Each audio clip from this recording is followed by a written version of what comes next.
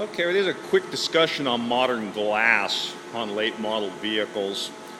This is a 10-year-old Corvette. If you look at the side windows, you will notice they're like bulged outward. This is extremely common on now even economy cars or whatever.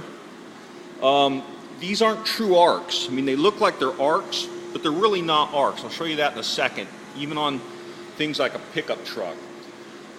You will notice when you look at the contour of the glass, like look at the bulge in the center of that back window, okay? There is actually a bulge right in this area, right in the center, not a bulge, but a negative void, okay, that reflects the body shape. There are no true arcs in this. This is what's called a NURBS surface or complex surface.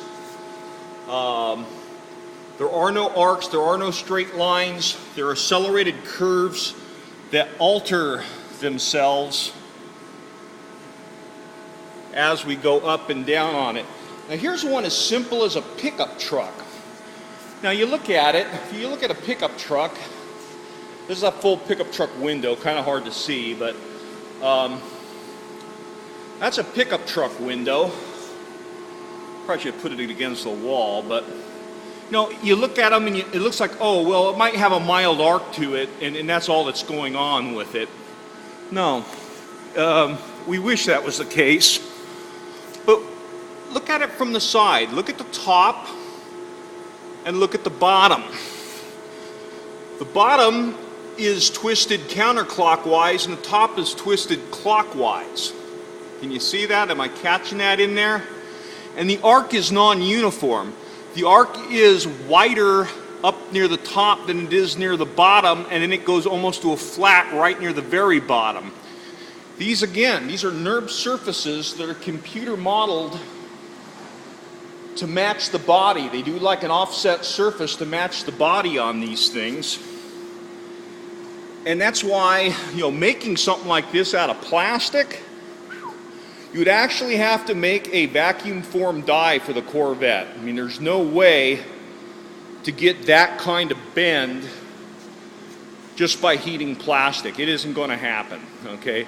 So you need to make a aluminum die, vacuum form die, and allow for shrinkage and cooling. Very complex procedure. You need a left and right die for the side windows because, again, there's such an interesting shape that you're not going to get them correct by just heating up plastic and trying to bend it. Nor can you actually, because of the way the contours are, could you just try to frame it and manhandle it in place? Well, if you wanted it to break, I guess, or if you wanted it to pop out, I guess. You know, one thing you would do is ruin the aerodynamics of the vehicle. No doubt about that one, because all this stuff's, you know, tested in wind tunnels to make it slippery. And when you go to cram a distorted piece of flat material in there, it's not going to be as slick as it was from the factory. But and bodies are done the same way. You know, the windows and bodies are modeled at the same time when they model these things. And then the glass is just kind of like a cut-out offset surface in many cases. But that is my little spiel on windows.